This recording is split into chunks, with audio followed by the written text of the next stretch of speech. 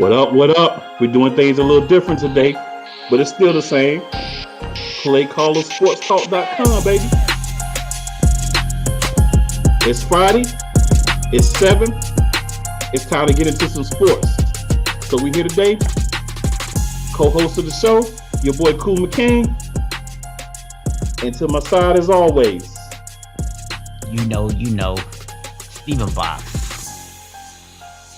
and with that, crazy week in sports. We got stuff going on with the Olympics. Got a couple of coaching hires. We got the finals. All kinds of foolishness going on. So it's time to get to it. So Absolutely, man. there's no better place to start than the Damian Lillard falsified rumors from multiple sources today. So as I'm, going about my day, I'm at work, but I, try to get a few minutes in listening to what's going on in sports every day. So take a little break, listening, Mhm. and I hear, breaking news. Damian Lillard has requested a trade. Well, demanded a trade. And the two teams that he supposedly demanded a trade to were either the 76ers, and I'm trying to remember the other team. I don't remember the team off the top of my head, but 76ers is good enough. So that one stuck out to me because my first thought was, what is Portland going to get back from Philadelphia that's going to replace Damian Lillard, right? If you're going to make a trade, you want your team to be good. Oh, New York was the other team, the Knicks. So it's either the Knicks or the Sixers. So it's funny how it was only two teams. That already kind of made me. So I'm listening to the show here, and they're like, yeah, that's kind of weird that they only picked two teams, but they're going through those two teams, right? So, all right, cool. So we're listening to that. So my whole time, they're like, well, it's some sources, but none of these are like your major sources that normally break news. These are some of the smaller sources. But I thought about it, and my thought was Portland knows they can't get what they want from Philadelphia because Philadelphia's clearly going to want to include Ben Simmons. And if you've been watching the show lately, you know how me and this guy feel about Ben Simmons. So kind of thought that was didn't make a lot of sense. Then New York makes sense from the standpoint of he would make their team a lot better, and they do have some assets and draft picks that they may be able to trade in the package to get him. But if I'm Portland, do I want that? Right. But then I started thinking to myself, like as I went about the rest of the day at work, I started thinking to myself, this dude has been loyal to this team when it's been worse than this. I don't see him all of a sudden during the Olympics coming out and demanding a trade. And after his press conference, it was rebuffed. We all found out what I thought all along. He didn't ask for a trade. That was just somebody trying to sensationalize something to make another story. Any thoughts on that, my man? Yeah, I mean, look, is there a possibility that he would like to go somewhere else? Yeah, there's a possibility he would like to go somewhere else. Is he tired of the losing? Did he maybe make some comments to some people right after they got eliminated from the playoffs again? Yeah, those are all possibilities. But the media decided to do what they always do and go out and make all these false rumors up and everything else because they thought, per the usual, that the athlete would just ignore it and not really say anything. And they didn't expect for Dame Lillard to come out and call them on their nonsense. So good for him. So true, so very true, man. It's what we talk about a lot on here, man. We talk about how, as fans of sports ourselves too, let's make sure that when we're putting stuff out, right, that we're actually waiting until it's confirmed and really getting the information before you start attempting to break a story. You know what I'm Yeah. saying? So, just another example of don't believe everything that you hear in the media, man. Wait until you get some concrete information on that joint. Then that's when you trust it. Until then, just kind of let it ride. You know, Yeah. another big story, unfortunately, is the situation with Richard Sherman. Nothing to do with him as a player, more to do with him as a person. So I'm not going to go into the details of everything. I'm sure you've been hearing about it. And why repeat the same thing you've already been hearing about for what, 3, 4 days now? I'm going to just simply say a couple of things about it were foul. I did not listen to the 911 call. I've had the link sent to me multiple times, but I haven't listened to it. But from what I've heard about it, um, kind of tough. And then the person on the phone was very disrespectful as far as the 911 dispatcher as well. So that's another issue that may need to be, looked into, just how that was all handled. Mhm. But what I will say about it is Richard Sherman is a man just like me, just like my co-host, just like any other guy, right? We don't know if he may be going through some personal issues. From what I've gathered, he was a little bit inebriated. He ended up, and this hasn't been confirmed from what I've read so far, but it was either at another house or at his house, a little drunk, and wasn't able to get into the house. The original information I've heard was that he was at a house that he thought was his, I guess maybe like a neighbor's house, another house that looked similar to his, and he couldn't get in because obviously it wasn't his house. The police came. He was kind of like, nah, nah, man, this is my house and blah, blah, blah. But then once he understood that it wasn't his house, he went ahead and went with the police. That's, basically what I've gotten so far that's been confirmed. But even that aside, man, this is an individual. This is a guy that, he's doing his thing. He's up here. He's trying his best to, cope with whatever's going on, man. Let's let these guys be people. I'm very disappointed that the 911 tape got out like it did that quick. But, it's nothing you can really do about it. We just live in a world where there's always some media outlet attempting to break something before everybody else. That's disappointing. I hate that that Yep. happened to that dude, man, but it is what it is in this world. Yeah. And I apologize for anybody listening. I know my voice sounds a little not as loud and clear perhaps tonight, dealing with some issues with my throat. So apologize for that. But I got a couple thoughts on this, man. So first of all, just a small thing. I don't necessarily know if it's a correction, but I do know that a video also came out that looks like it was from a Ring doorbell. He was actually at his father-in-law's house. Okay. Um, so I don't know if he was aware that that's where he was or whatever, because that isn't really clear in the video. So my thing is, and this isn't really got anything at all to do with Richard Sherman, because I think we would all agree that this particular incident is very out of character for what we've seen from him. Now, it may not be. This may just be the first time that anything's actually come of it. But from what we've seen, this seems to be very out of character for him. So this isn't specifically about him. Right, right, right. This is really about the fact that I think we have a huge problem in this country where we don't allow men to be able to express the things they are going through in a productive way. And that's why we end up seeing guys a lot of times turning to alcohol and things like this happening because they don't feel like they can talk to anybody. They don't feel like they can be open about going through things in their life, about the stresses and things that might be going on. And especially you talk about somebody in the world of football, or not even football, just sports in general. You and I both played sports growing up. That type of conversation is definitely not encouraged in that atmosphere. You're Very you're always true. told man up, tough it up, man it out, whatever. So, I just want to say as a whole, man, we got to do better at supporting each other as men. Definitely, man.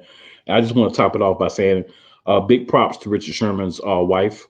They were hounding her about it. She basically gave some really solid statements, about it.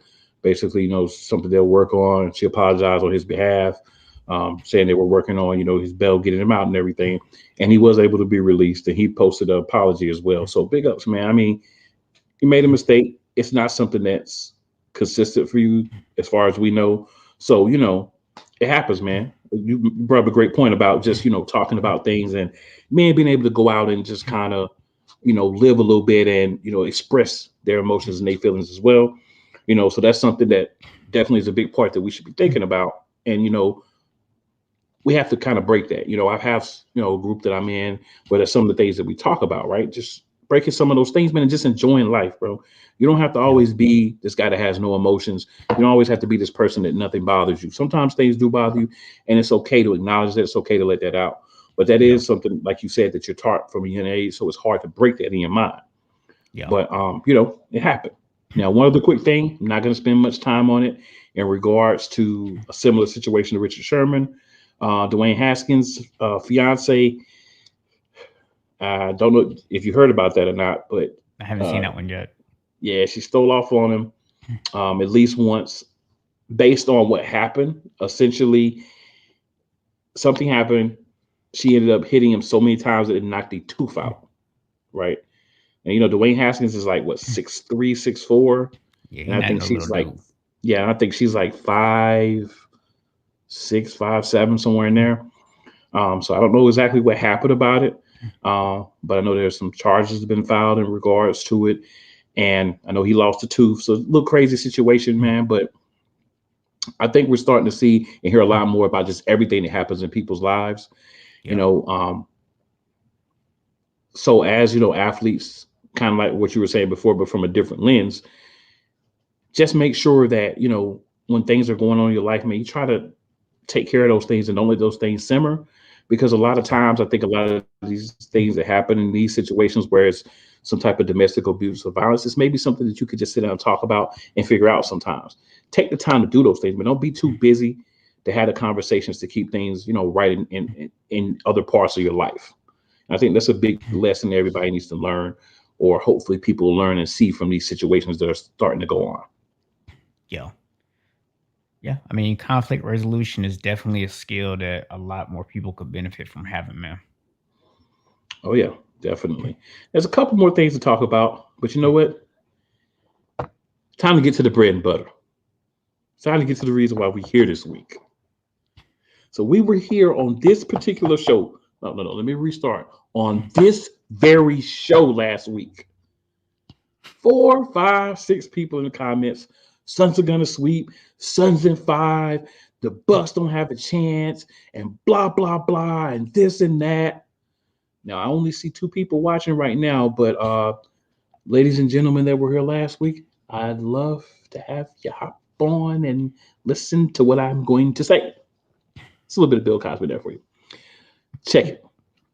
I didn't say this last week because sometimes you don't put all the information out at first. You kind of let it come out in layers, right? So, one thing I want to say, big ups to Devin Booker. Devin Booker has been solid in 3 of the 4 games. He had a bad game, got in foul trouble. But other than that, big ups to Devin Booker. He showed up. He's been as constant for his team as Giannis has been for the Bucks. So big ups to him. Props to him. Not downplaying him at all. One of the things I said last week is Chris Paul going to be able to continue to put up 30, 40 points a game. And if not, Phoenix is going to be in trouble on the road. Chris Paul did not do that. Phoenix was in trouble on the road. Back-to-back losses. Now the series is the best of 3. So we have a lot of Suns fans, even on my own Facebook page, my own Instagram, my own Twitter, all that cool McKay, by the way, that were just saying, hey, it doesn't matter. Phoenix is going to win. It's going to be 6 now instead of 5, but there's no way Milwaukee can win. So it's funny to me how you win 2 games and then people still say there's no way you can win. And it's not a given that either team is going to win because you got to win 2 out of 3 games. And even still, if we're looking realistically, you would say the Suns still have an advantage. Why? 2 of the 3 games that are left are in Phoenix. Mm-hmm. That's why it was very important for me, and me and my co-host talked about this offline a couple of times. Milwaukee really needed to get the game 2, and if they could have got a little bit more offensive production, they may have stole that game. It's a whole different series if everything happens as it was and they win game 2, because that's the road game that they had to win. They could win at home in 6. Now they got to go on the road and figure out another game to win. Phoenix's role players, as expected, again, as expected, went on the road and played like role players. The only role player that had a good game was Jay Crowder in game 3, and that was the game where everybody else played bad. So it still wasn't enough for them to win when they lost by, I believe that was 20. Yeah, Um, they got so yeah, smashed in super game 3. smashed. Yeah. So the thing is, man, understand these are series. Understand it's gonna go back and forth. So now we've gotten the 2 games from Milwaukee. So I had a couple of people that said, "Hey, so you telling me it's going to be 2-2 next Friday?" My adamant response was yes. Another reason for that, didn't put this information out last week. Milwaukee's only lost 1 game at home throughout the playoffs, and that was a close one to Atlanta. Milwaukee plays really well at home. Those guys that don't show up on the road show up at home. Now, if we look at previous series for both teams, because that's the only thing we can truly use to judge. We can sit here and speculate all day. We can say, oh, Giannis is going to score 40, Chris Middleton's going to score 25, this person's going to score this person's going to score that, and that's how they're going to win the game. But if we look at history of the series that these teams have already played on, Milwaukee wins games in bunches. They lose a couple, then they start winning games in bunches. This is what they've been doing. Now, the question is, are you going to get enough out of Chris Middleton? Are you going to get enough out of Drew Holiday? Are you going to get enough out of Brook Lopez? Bobby Portis, Pat Connaughton's. Can he make a couple of shots, get some rebounds and some of the things he did in his last game on the road, while still finding a way to not let someone else get off with Devin Booker? So that's going to be the question for either game 5 or game 7. Because, again, to win this series, Milwaukee has to win a game on the road. They have to. All Phoenix has to do is win at home, and they're good. Said that from the beginning. So when you look at it, this game 5, Milwaukee's been really good in game 5s. They've been really good. So the question is going to be again, Miami, they never even got there. Atlanta,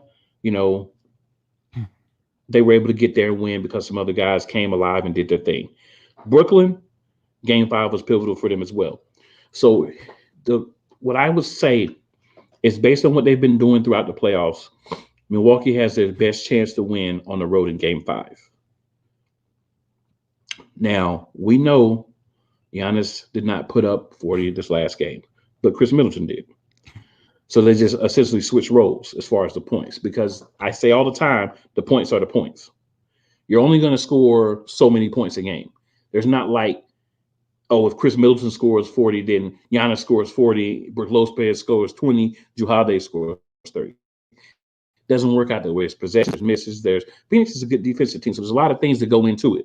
It's not as cut and dry as people want to believe or try to make it out to be. So the other part of it is Phoenix, them responding. They're at home. Are they going to lay down for Milwaukee and say, oh my gosh, they beat us 2 games on the road, so there's no way that we can win the series now? Absolutely not. Is Chris Paul going to probably give you what he gave you last game, somewhere between like 16 and 20?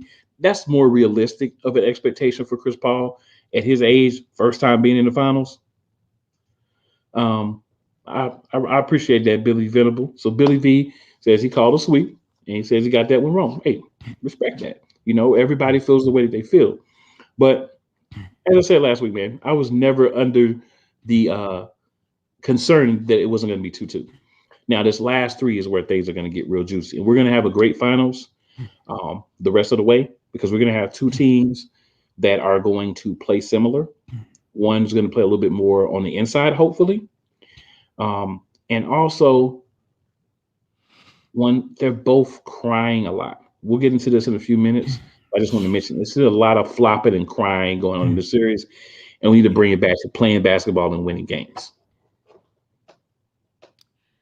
Yeah, man, I will say that we both said it was going to be 2-2. Oh yeah, Matter of fact, not only did we say that it was going to be 2-2 after Phoenix went up 2-0, we both actually predicted it to be 2-2 after the before the series even started. yep, Now, we thought that it was going to be different. I actually predicted the home teams to defend. You actually thought that it might be go 1-1 on the for the road team either way. But we both agreed that it was going to be 2-2 after 4. You know, this is an interesting finals for the fact that both teams have kind of been a little bit lucky in terms of injuries to their opponents.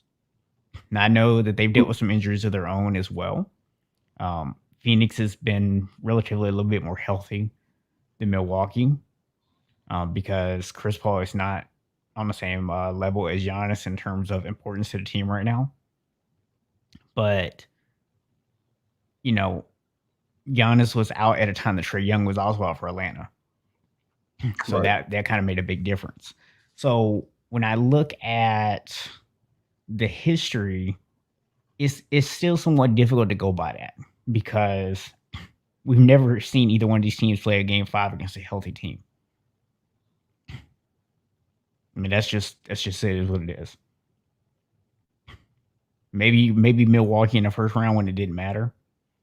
They didn't get to game 5 in the first round, so Yeah, that was a that's what flat I'm saying. sweep. Yeah, that's what I'm saying. Like maybe they played like a closeout game against a healthy team then, but we're gonna have to see what these two teams do tonight. I do expect for Phoenix to win tonight for all the reasons you mentioned. They're home. The role players are gonna play a lot better. Chris Paul, I think, will make some adjustments because Holiday has been giving him the business the last two games. So obviously they're gonna have to make some adjustments on that. They're gonna have to find some way to force a switch or something to happen because he's absolutely taking Chris Paul out of the series. So it's gonna be a fun matchup to watch. But I agree with you. We've seen way too much crying.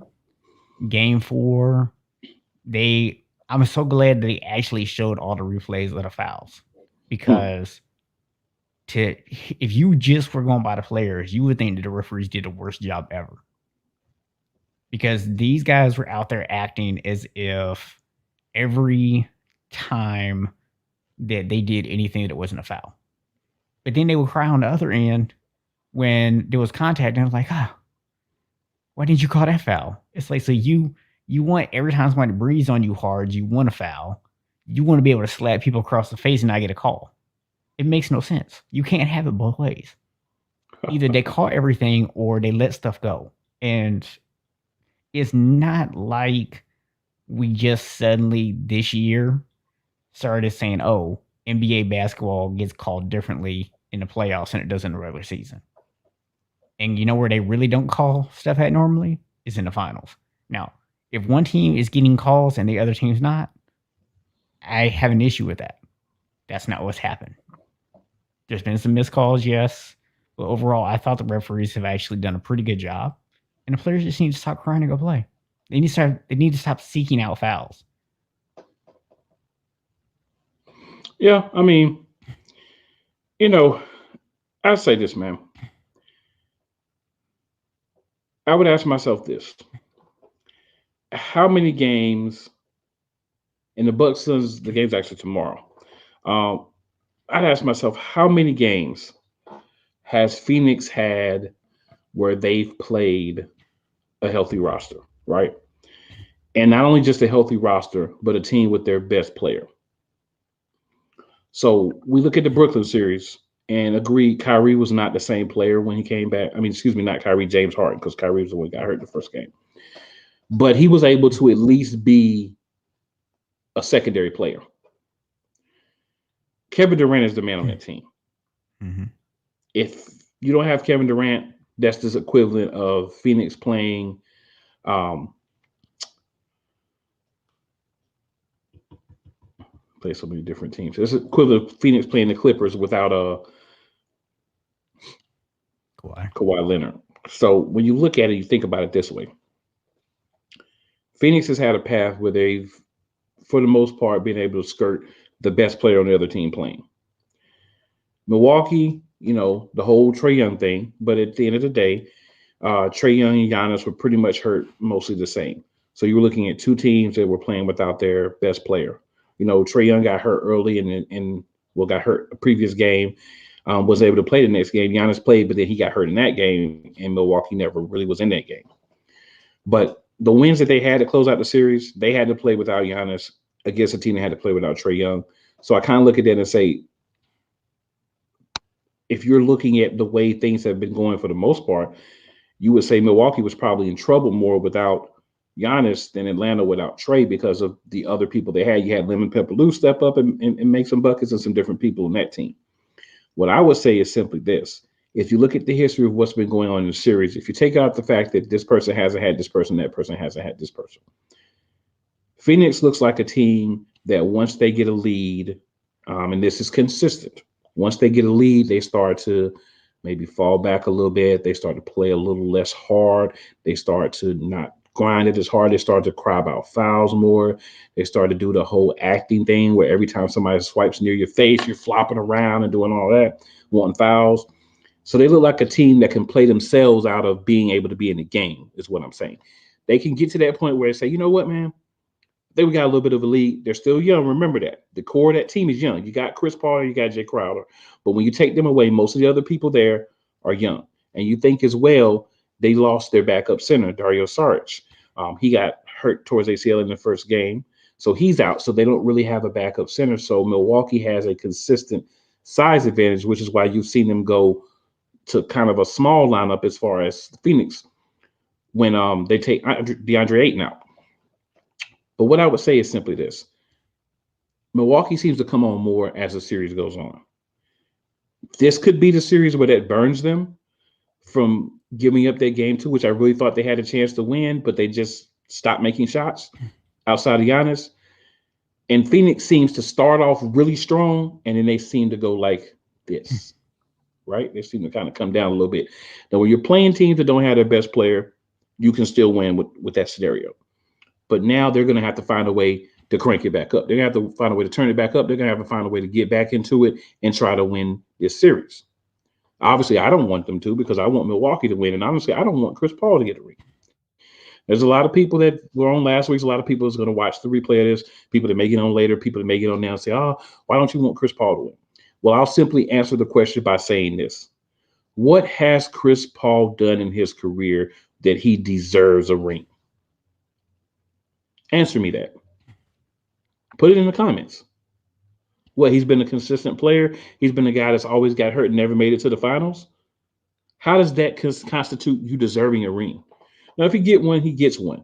But I kind of don't. I'm just sick of the whole, and I've heard this all week. I'm sick of the whole Chris Paul deserves a ring because he's been here 16 years and he's been a solid player, and he could have been with the Lakers when they were winning rings. Oh, well, he wasn't. If he'd been there, he probably would have got hurt on for them too. Here's the fact of the matter. This is his first time in the finals, and it took him 16 years to get there. Has he been a great player in the NBA? Yes. Is he a Hall of Famer? I say yes. But there's several Hall of Famers that do not have rings. And I believe he's going to be another one that doesn't get a ring. And it's okay not to have a ring. What I find kind of laughable is, especially early in the series, everybody was, oh, Chris Paul, Chris Paul, Chris Paul this, Chris Paul that, he's great, and he's the MVP of the team, and blah, blah, blah. And he was to a certain point. Against the Lakers, really solid. Against the Nuggets, not so as much, but they didn't have, Jamal Murray. Against the Clippers, a couple of great games, a couple of okay games. So what you're starting to see is it's a consistent thing. They're not impact offense game 1 through game 7. Right? The team they're playing is not impact offense game 1 and 2, and they start to climb. Now, this road game is going to be a challenge, but if we're looking at what we've seen, this game 5 should be good. Can't say who's going to win because a lot of people thought Phoenix was going to pull out the game last night, even watching the game, because of how well they were playing in contrast to how Milwaukee was playing until that last few minutes of the game. So I'll simply say this, and then I'll let you, say whatever, how you feel about it. At the end of the day, they've got to go out there and play. Giannis is going to get his. I believe Middleton, Holiday, and some of those guys are going to be able to step up and give him about 15 apiece. If the rest of those guys, 2 or 3 guys, Lopez, Holiday, Middleton, can give him 40 points together, 40 to 45 points, it's going to be hard for Milwaukee to lose this game. But if they don't, it's going to be hard for them to win this game. So a lot is pivotal on guys that are some timing. Yeah, to me, for Phoenix to win the series in 6 games, which is what I originally predicted, Which won't happen. not only are they going to need for their role players to step back up at home for game 5, which I think they will because we've seen that from them all season. They've played extremely well at home. But those role players are going to have to go out and give them a really solid contribution. They don't have to go out there and be great. They have to give a solid contribution on the road in game 6. Because if they don't, then we may be going back for game 7. Now, I told you at the beginning of the series, I don't think anybody's going to win 3 games in a row in this series. So I don't think Milwaukee's going to win. I just feel like we see this. Teams going to go home. You make some adjustments. Sometimes it takes a game or 2 for you to adjust back to people's adjustments. especially when their role players are playing better than what you would expect them to, and you have all these things. I'm not going to be surprised if this goes to 7, although I predicted 6, because Milwaukee, like you said, at home, they're very tough. I do think that they're going to lose game 5. I won't be shocked if they win game 6, though, because they're very tough to play at home, and that crowd has a lot to do with it. Well, one of the things that's been an advantage for Giannis and the team, whether it be at home, is the support, right? He's shooting free throws, their support. What I think it would be the best option if you're Milwaukee is if you go in and you have other guys attacking as well. So when it comes to the free throws, you have other guys taking the shots. You know, can Giannis make free throws? Absolutely. He's not Ben Simmons in the playoffs this year. Numbers bad, but Yeah. he's left some points definitely on the floor from the free throw line. So if you can get other guys attacking the basket and possibly drawing fouls as well, Giannis is going to get fouled because most of his points are going to come in the 10-foot area. But if you can get other guys attacking some and going to the line and getting in a rhythm, that would be very beneficial for them on the road. That's something that hasn't happened yet for them on the road. So that's what you want if you're looking at, from the side of Milwaukee. If you're looking at the side from the Suns, because you got to look at this from both sides, what you're going to want to do is you're going to want to come out. You're going to want to establish DeAndre Ayton early. You're going to want to get him about 15 to 20 points, right? You're going to want to get him involved. You're going to want him down there bouncing. You're going to want him catching some alley oops. You're going to want him making, some big plays for you and being involved in the offense early. Because every point that he scores is a point you don't need from Cam Johnson, Cam Payne, Miles. I forgot Miles' last name, but Miles, him. Points you don't need from Chris Paul and other guys, right? Mm-hmm. So I feel like Devin Booker is going to do him. But if he can get more from Ayton, then the other guys don't need to contribute as much offensively, and maybe you can keep Ayton involved in the game. Now, Ayton's going to have to stay out of foul trouble. Devin Booker's going to have to stay out of foul trouble. Now, going back to game 4, most ridiculous thing I saw, Devin Booker had 8 to 9 fouls, period. I don't understand how that happened. And if you even watch the graphic when he went in the back, right, it said Devin Booker 8 fouls. It said 42 points, 8 fouls. And I really think they gave him one that he should have had. I don't understand how, and I know people talk about the primetime players and the best players on the team. You want to have them in the game. At the end of the day, man, if you're just basically fouling people, saying that they're not going to call fouls, I'm just going to keep fouling people, and they don't call the fouls, the referees aren't doing their job. So if you're a Phoenix Sun fan or you're cheering for the Phoenix Suns or you're a Chris Paul fan, whatever your reason for cheering for the Suns is, what I want you to understand is you cannot cry about calls at all because your best player was allowed to get 8 to 9 fouls in a game. And that's why you were still in it. Listen, I predicted Phoenix to win. So my interest is obviously in seeing them win, so I can say I was right, especially if it happens in 6 games.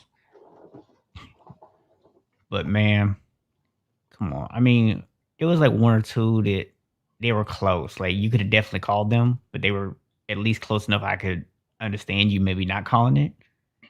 But the one that he got that technically should have been a 6, that was like blatant. Like he tried to foul.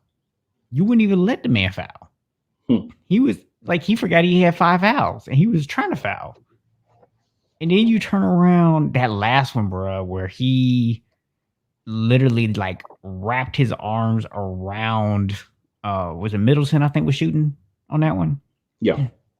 He like wrapped his arms around Middleton, basically hugging him in the air. And they still ain't called a foul. I'm like, bruh, how is that not a foul? Like that's been a foul on everybody ever. Like that's a foul on MJ. Come on. that's a foul when you're like 4 years old. You know what I'm saying? Right. Oh no. Even Michael Jordan's getting that one called on him. I mean, come on, man. Pretty much. And man, there's a couple of fouls both ways. I felt like Phoenix was doing a lot more of the theatrics as far as, somebody swings close to their face, they flying all around doing all that. Of But course I they do are. feel like Milwaukee did a little bit of that as well. I feel like with Phoenix, it's the Chris Paul effect because I've watched him specifically. Like, there's been games where I say, you know what, I'm going to watch what Chris Paul does. And when I Mhm. watch those games and watch what he did, I saw a lot of flopping, a lot of trying to draw fouls, almost hurting himself trying to draw a foul. And it's like, dude, I understand that you and LeBron are real tight and y'all had that same philosophy, but you can mess around, hurt yourself, and be out of the finals trying to draw fouls on other people. And when it's not working and they're not calling it, they don't have a way to fight through it because that's what they're dependent upon, right? You didn't see, you really didn't see Phoenix say, you know what? We out here trying to get these fouls on Milwaukee. They're not calling them. We're not getting to the line. All right. They're not going to call the fouls. Fine. We got to put our heads down and we got to go to the basket. We got to pull up. We got to make shots. We got to get shots that we can make on the road and we got to make them. You didn't see Phoenix do enough of that. You saw Milwaukee do enough of that at home, right? So now the question becomes again, because Phoenix does have the home court advantage. If you're Milwaukee, you're going to have to find a way to win a game. Game five is your best option. Now, if you lose game five, you still win the series because I do believe they'll go home and win game six either way. So I'm just gonna add just one final comment, and then we can talk about some other subjects here. You talking about people about to hurt themselves trying to draw these fouls. Listen, somebody let Giannis and Anthony Davis both know y'all too injury prone to be on the ground 5-6 times every single freaking game. I need both y'all to stop hitting the ground, man, for real. Well, to slightly defend Giannis, a lot of times when he's hitting the ground is because he's running over somebody. But dude, like, how you that clumsy? Stay on your feet, bro.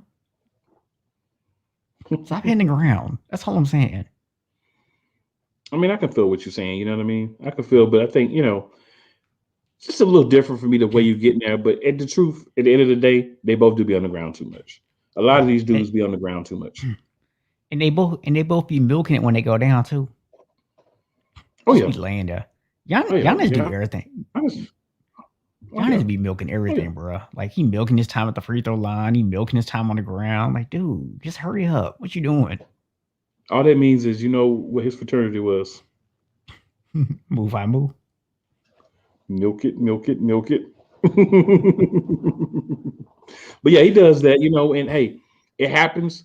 I think those guys be tired, but yeah, he does. A lot of those dudes be doing it, but yeah, Giannis does hit that ground a lot. But man, I'm really excited about the finals. I will say this, all jokes aside, because it's highly rated. We have two fresh teams in, so the whole stigma that if certain people are not in the finals, people aren't going to watch, that's being broken right now. We got Team USA. Don't know what's going on with them, but they are about to play or play something like that. And women's team, they had their All Star game this week, so it's been a lot other things going on. But right now, let's be real, the NBA Finals are in the spotlight. That's what's real. We got we got a couple of NBA hires too. We do, man. We do. We do. Well, we have one official hire and one unofficial hire. Unofficial hire, yeah. So yeah, So the unofficial hire is Willie Green. So from all reports, and he's an assistant coach with the Suns right now, so he can't be hired. But apparently, him and he's been hired for that job, and then he's agreed to it. It's just a matter of officially announcing it once the finals are over. So if that holds true, congratulations to him on getting that coaching opportunity. I know there are some other candidates that people may have wanted to get that job, but if you're the Pelicans, you have to get the right coach for the players that you have, hoping that you can keep those guys, or hoping that you got a coach that has the right vision that can lead that team to finally making the playoffs. They're keeping the tournament in place for you. They're keeping the play-in for you. They're doing everything they can to get New Orleans in the playoffs. So now you got to do something at the team level. anybody who's watched this show knows how I feel about the playing tournament. The NBA play-in tournament is my Bill O'Brien. Yeah, anybody who watches the show knows how I feel about Bill O'Brien. That's no secret. No Yeah. secret at all. And But if you Billy don't know, go back and watch some old episodes and find out it's highly all you entertaining gotta do. stuff. All you gotta do. Billy Venable did comment and say, Still have a feeling Phoenix will win the next two games, especially if they can get Aiton going on the inside. They can win game five. I don't think they can win game six, um, because like I said, it's very difficult to beat Milwaukee in Milwaukee. They have a certain energy, a certain play style. They look like a whole different team when they're at home and when they get momentum. So I don't believe that Phoenix is going to be able to win game six. Obviously, my co host, as well as you, Billy V, believe that they will. But hey, we can't all have the same beliefs. Only some of us can be right. I'll be right. But, that's just how it goes. But, to kind of drift back to the hires, um, Willie Green, obviously an assistant coach, former player himself, a point guard. Do you think that that hire is a good hire for the Pelicans? So, it's I don't know what they're trying to do here because on one hand, this is a team that is very young. So you kind of ask yourself, are you looking for a coach that can kind of grow into the job a little bit, that you're not necessarily expecting a lot out of right away, that you're okay with them having 2 or 3 years to try to get the team to the point where they can consistently compete? Or are you thinking like, hey, we need to go ahead and do something with Zion now before his contract run out? He decided to leave town like everybody else. Because that would be my only concern with you bringing in, a young coach here who doesn't have that experience. So I'm a little bit surprised by the move, but at the same time, if they're willing to be a bit patient, then it might not be a bad move. Well, yeah, definitely. I think you have that aspect of it, but you have to look at it like this: you're either going to get a guy that was young, or you're going to get a retread that's been unsuccessful many times, maybe successful once or twice. So why not go with the guy that's on the team that's in the finals, the lead assistant, a guy that's really done a lot, a guy the team really loves, and that a lot of the players have credit with making them better as well as the head coach. Why not take the chance? Because at the end of the day, the worst that you can do is you hire him, and he's no better than a lot of those retreads that you would have been going after. A lot of people wanted them to hire, a female coach, which there were some credible options for that as well, or another assistant that was on the staff. But if you're the organization, having seen those coaches that are all on the staff, you clearly didn't feel like one of those people at this time were ready to be a head coach, at least not for your organization. So doing what you feel is right, I think, is the way New Orleans has to play this. I think that, obviously you want to keep Zion Williamson. And I think if you bring in a guy that's going to work with him, and maybe Willie Green, having played with Chris Paul and Devin Booker, kind of understands it a little bit. Let me work to cater to my star player. So what I hope is that they get a point guard who's going to play point guard, whether that's they draft somebody, whether they sign a free agent, or whether they somehow keep um, Lonzo Ball. I don't like Zion running the point. Yeah. I don't like that. He's got handles, and I'm not saying he doesn't, but I don't like him being responsible for bringing the ball down in critical situations, setting up the offense and making plays. I want him attacking the basket. I want him being able to take some times and set up at the 3 point line, or set up for a 15 footer, or set up and get an alley or a good pass, and him being able to make a play offensively using his power and his skill set. That's what I Yeah. think you want more from him. So hopefully this coach is going to go back to a style that's going to be better for Zion Williamson, because you want Zion Williamson to be happy where he's at, and you want him to play the style of basketball that he wants to play, because at the end of the day, this is his team. Yeah. I mean, and like I said, for me, it really comes down to, do I think it's a good coaching hire? Yes. Is it a guy who deserves an opportunity? Yes. Is he coming from a place where he worked under another really good head coach and hopefully learned a lot from that situation? Yes. So this comes down to, what's your patience level going to be? And I just hope that they give him a reasonable time to get this team turned around, because let's be honest, there's a lot of good young talent on this team, but they haven't learned to really play as a unit yet. They haven't learned how to win yet, and that takes time. I think he'll get more time than Stan Van Gundy. Well, Stan Van Gundy shouldn't have got any time at all, so there's that. We may not agree on everything, but we definitely agree on that. Definitely. And sir, go ahead and tell us about the other coaching hire that we've had. Well, sir, I'm actually going to let you tell us about that because this is a guy that you should know a little something about because he was an assistant for your team. He was. So this is Wes Unseld Jr. He's been an assistant with the Nuggets. So he's a guy that's learned from Mike Malone. And he obviously, the name Wes Unseld, you know who his dad was. He Hmm. was a player. So he's a guy that's grew up around basketball. He's been around basketball, pretty much his entire life. Um, it's kind of like the thing LeBron said about he wished he didn't name Bronny LeBron James Jr.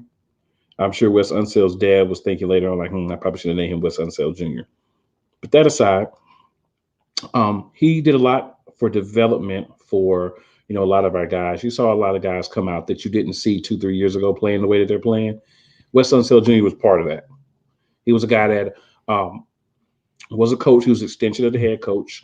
Um, I don't like some of the decisions that Mike Malone makes as far as lineups, but I do like a lot of decisions that he makes as far as movement and different things that he does. And Wes Unseld, is definitely a part of that.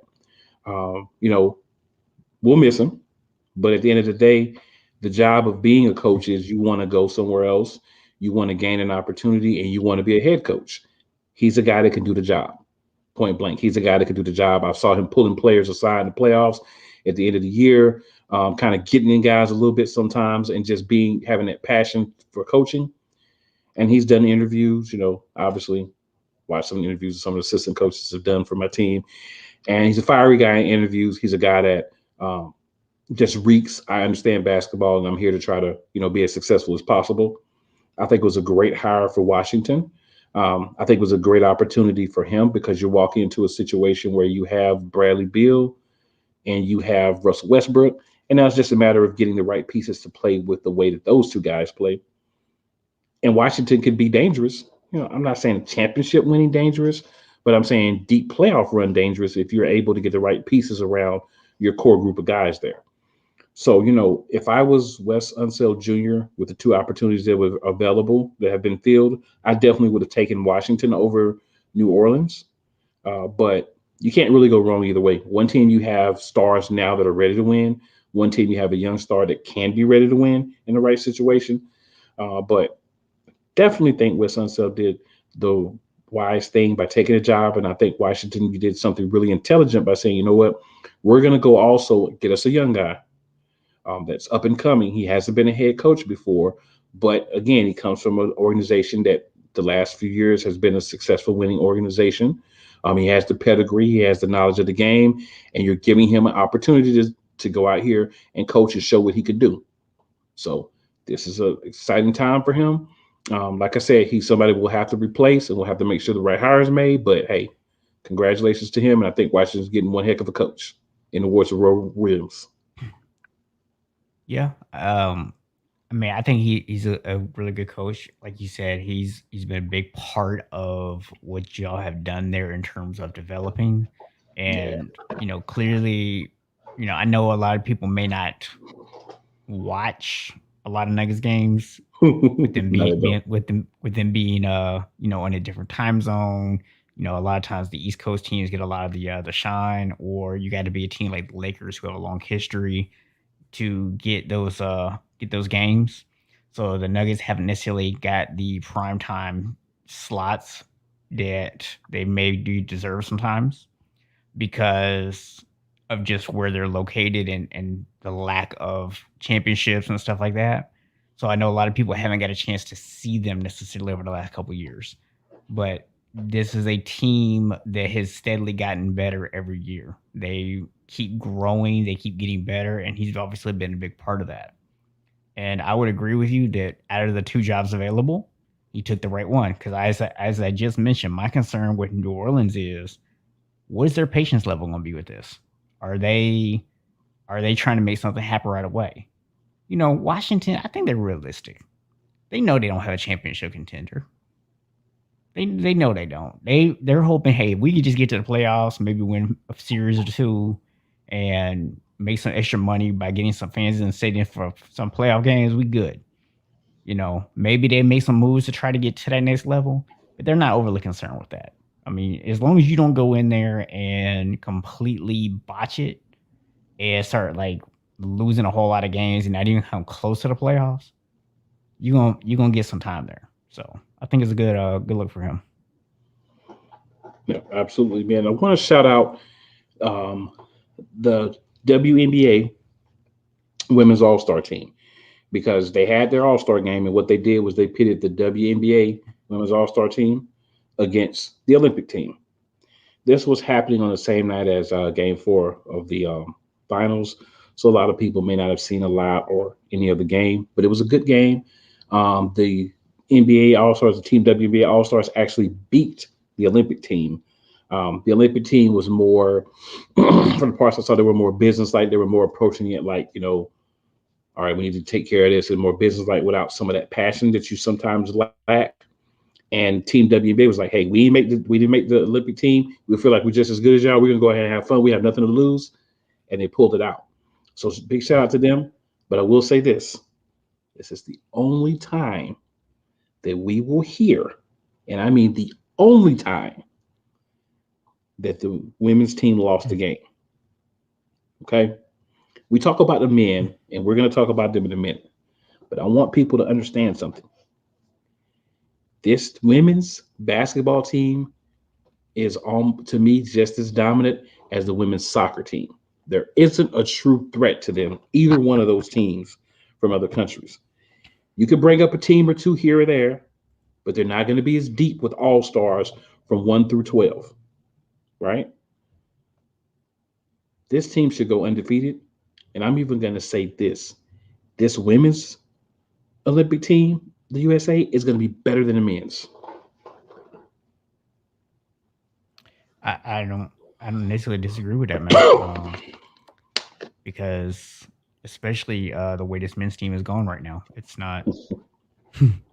My big concern with the men's team isn't necessarily the talent. It's I just don't necessarily feel like they're gonna play as a cohesive unit.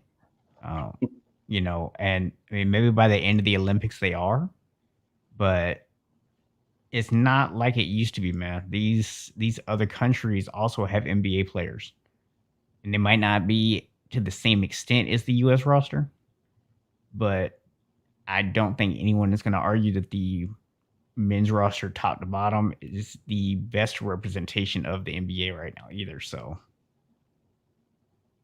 I'm not going to point out any names or anything like that. I'm just going to leave it at that. Well, we've had a lot of breaking news um, in regards to the team. So we know Bradley Bill is out.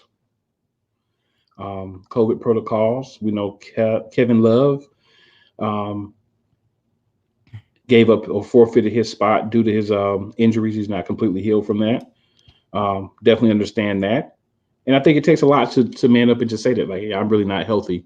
So maybe, I need to step back and let someone else that's going to be healthy play. Yeah. But let's take a second and let's go through the roster, right?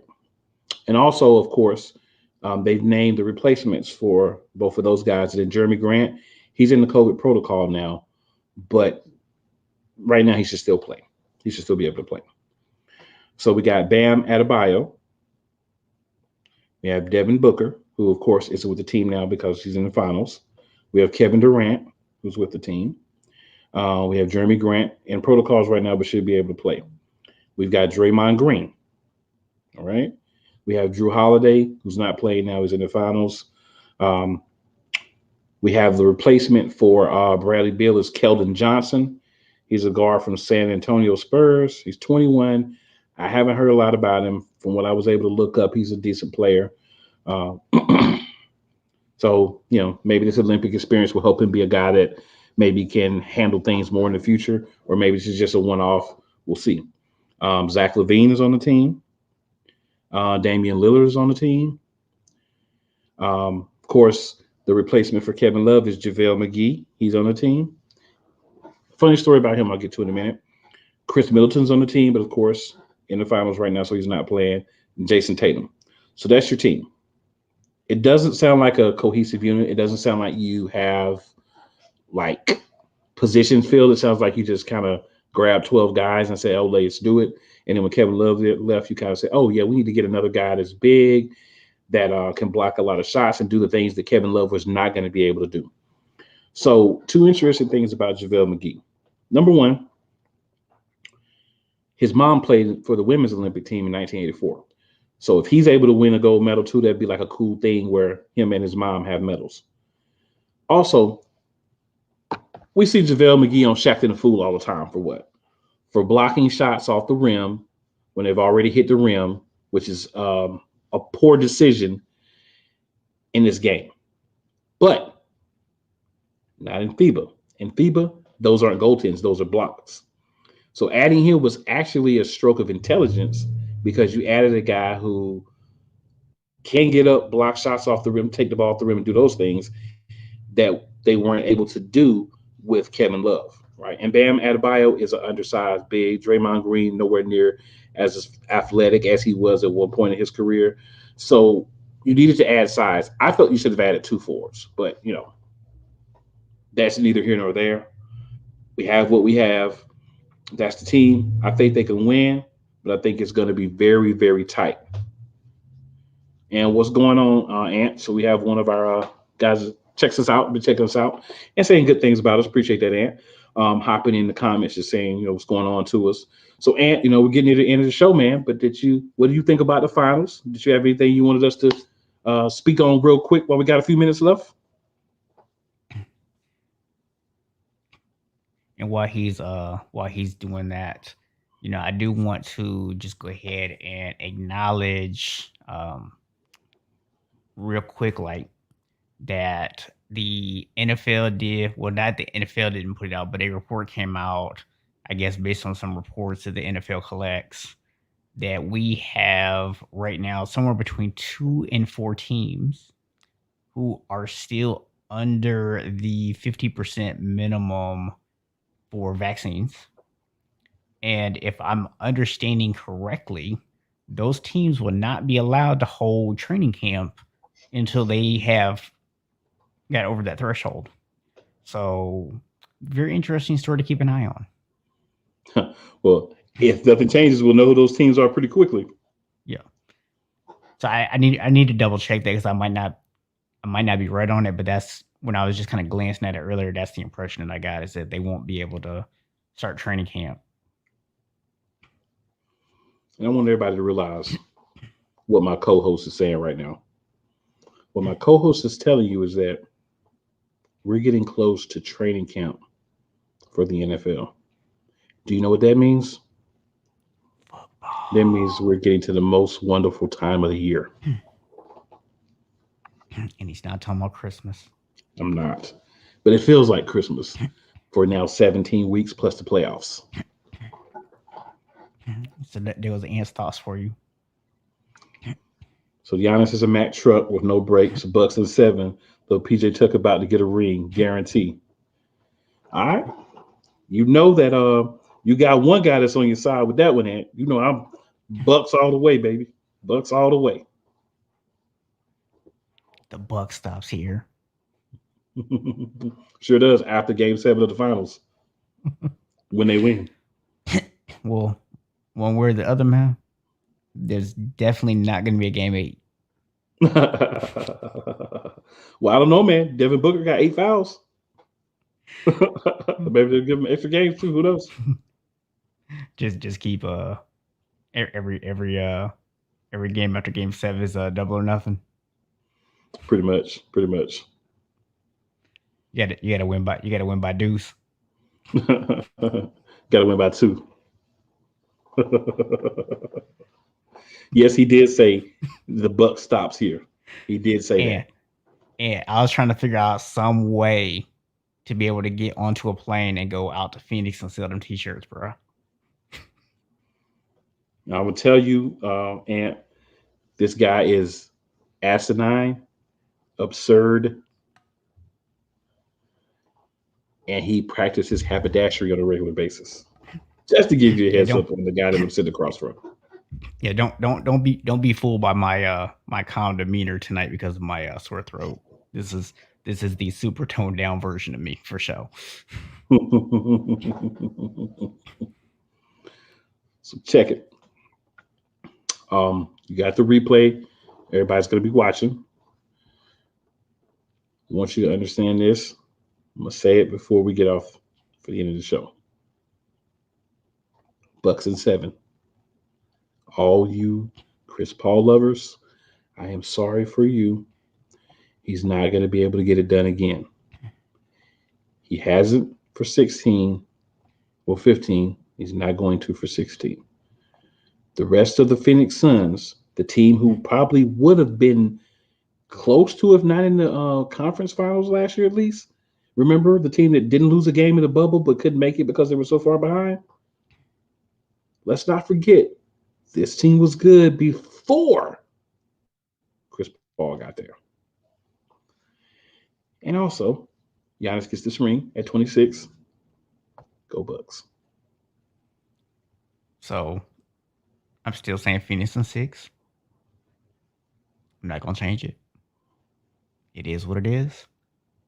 And I still tell you, I'm not predicting Phoenix because I want Chris Paul to win a ring, because Chris Paul deserves a ring, because nobody deserves a ring unless they go out and win the games. And if Chris Paul Unless you're Chris Paul. plays, look, and Chris Paul plays in the next 2 games and Phoenix wins, but he plays the way he played in game 4, I still don't know that he deserved it. Hmm. Nah, Phoenix is not winning 2 in a row. The only So, thing is so, that so, game and 7. and here's a slight history lesson for you, sir. They've already won 2 in a row, just like Milwaukee has. Yeah, but they're not gonna be able to do So it again. so it's not unprecedented. We have precedent. They're not gonna do it again. Like I said, my Milwaukee just got to get one on the road, and that's it. They're gonna get game 6. They got to get 5 or 7 on the road, and they're good. Well, man, Let's I will go. say, well, man, I would definitely agree that if Milwaukee wants to win the series, man, that winning one on the road would be a pretty good idea. Actually, it would be a necessity, as it was from game 1 to the game on the road.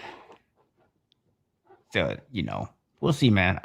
Personally, I part of the reason why I've actually picked Phoenix to win the series in 6 is because if they go to Game 7, I'm still gonna stick with them just because I picked them to win, and they'll be at home.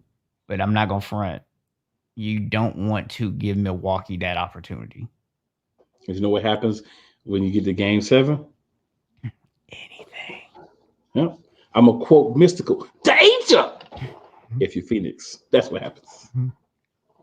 Look, all I'm gonna say is, if people want to know just how crazy Game Sevens can be, I just want to remind you that the last title that LA won with Kobe, that Kobe actually by the end of that Game 7 was completely wiped out, had like nothing left, and the hero of that game was Meta World Peace. That's what you're talking about when you talk about Game Sevens. Anything literally can happen. Meta World Peace, baby. I think he's Meta World Artest now, I don't know, man. I lost track. or Ron Peace, something like that. I don't know. Yeah, I've lost track. Yeah, man. He's wild, but World hey, peace, Ron. world peace pipe. I don't know. Yeah, Meta World Peace might be smoking a peace pipe. Who knows? So we'll see. By next Friday, we're going to see where we're at. I just want to know where all the people was at last week. That was up in the comments talking about Phoenix was gonna sweep. I ain't seen y'all today. What happened? Oh, oh, they're gonna be on the replay. I just want y'all to remember. I remember, and I'm here, but you're not. Well, that's And good when, that you're here, sir, because you're the co-host of the show. yeah, So when Phoenix does not win this series, I'm not even gonna do too much. I'm just gonna say I expected Milwaukee to win, so there's not really much to be surprised about. If somehow like everything goes well for Phoenix and they somehow find a way to win, I'll give them their props. But I won't give Chris Paul his because they were good without him. Well, man, if Phoenix wins, I'm just gonna say I told you so. And if Milwaukee wins, I'm gonna be like, hey, congrats, Milwaukee. Ain't neither one of my teams, I don't care. And then after the series is over, I'm gonna grind my feet in both their couches. You always grinding your feet up on somebody's couch, man. Disciple of Rick James over here. I'm Cool McCain.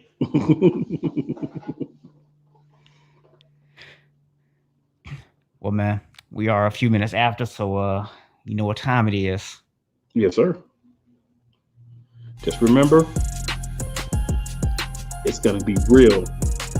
NFL coming, Olympics, it's gonna get crazy. Make sure you're in the place to be on Friday nights, 7 p.m. EST. Y'all better know that. Play callers. This week, 7 p.m. Eastern Standard Time. We live. Be here. Record shop. Because that's how we do.